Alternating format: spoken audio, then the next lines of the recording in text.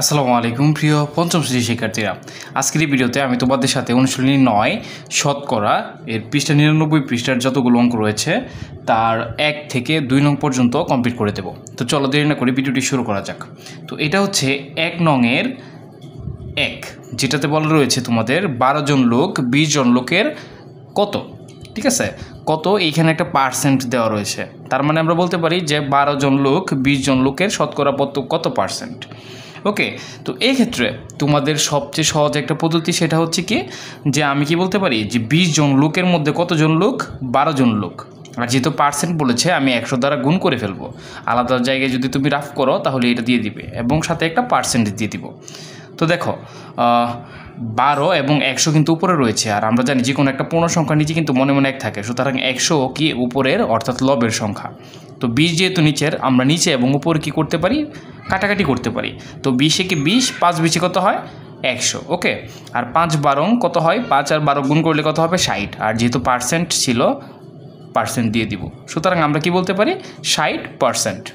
ওকে, তো এইটা ছিল 1 নংয়ের 1 নম্বরের তোমাদের সহজ উত্তর, ঠিক আছে। তারপরে হচ্ছে দেখো 300 টাকার তারপরে যে অঙ্কটা রয়েছে 300 টাকার 150%। ওকে, তো 300 টাকার 150% হলো, তারপরে হচ্ছে খালি ঘর, এখানে দেওয়া আছে আবার টাকা। তো এইটা যখন তুমি বের করতে যাবা তখন কি করতে হবে, তখন তোমার একটা জিনিস মাথায় রাখতে হবে, সেটা হচ্ছে 300 টাকার 150%। ওকে, তো আমরা লিখতে পারি কি 300 টাকার 150 বলতে আমরা কি জানি 100 ভাগের কত হবে 150। ওকে, তো 100 হচ্ছে নিচের এবং 300 নিচে আমরা জানি কি 1 আছে, ঠিক আছে। 1 তোমার দিতে হবে না, কিন্তু এটা মনে রাখতে হবে যে কোনো একটা পূর্ণ সংখ্যার নিচে সবসময় কি থাকবে, হর হিসেবে 1 থাকে। তো 300 উপরের সংখ্যা, তো আমরা কি বলতে পারি যে এইটাকেও কাটাকাটি করতে পারি। 100 কে 100, 3 100 কত হয় 300, ঠিক আছে। তো 3 আর 150 যখন গুণ করব তখন কত হবে 450 টাকা। ওকে, তো এখানে কত চলে আসবে 450 টাকা। আশা করি 2 নং তোমরা বুঝতে পেরেছ। এখন 3 নংটা হচ্ছে এইখানের মধ্যে একটু ক্রিটিক্যাল, আমি আশা করি তোমরা এটা তুলেছ, এই জন্য আমি একটু মুছে দিচ্ছি 1 নংটা। তো দেখো এইখানে 1 নংয়ের 3 নংয়ে কি বলা রয়েছে যে এইখানে একটা প্রথমে খালি রয়েছে যে এত গ্রাম, ঠিক আছে, এর কত পার্সেন্ট বলে দেওয়া রয়েছে 56%। 56% হলো 42 গ্রাম, ঠিক আছে। তো এইটা আমাদের বের করতে হবে। এখন কত গ্রামের সেটা কিন্তু আমরা জানি না, আমি এটাও মুছে দিচ্ছি। তো দেখো এই ক্ষেত্রে আমার কি করতে হবে, এক্ষেত্রে আমি কত গ্রাম, তো এটা দিয়ে দিব যে এটা ক ধরে নিই, ঠিক আছে, ক ধরে নিই যে ক গ্রামের 56% হলো কত 42, ঠিক আছে, সমান 42 গ্রাম। যেভাবে বলেছে আমি সেভাবে করেছি যে ক গ্রামের 56% হলো 42। ওকে, এটা ধরে নিয়েছি ক।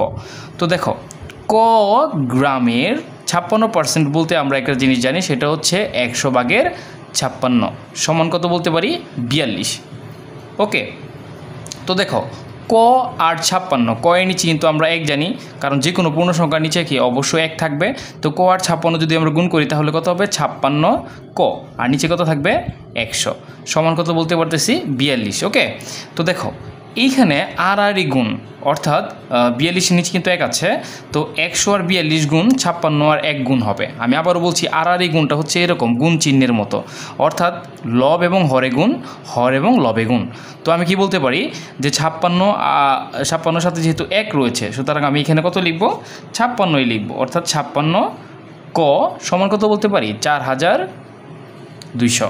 ওকে, তো ক সমান আমরা যখন বের করতে যাব 56 এবং ক কিন্তু গুণ আকারে রয়েছে, একটু আগে আমরা কি বলতে পারি যে কি যে কোনো একটা সংখ্যা এবং চলক, এগুলোকে চলক বলা হয়, এগুলো কি আকারে থাকে, গুণ আকারে থাকে।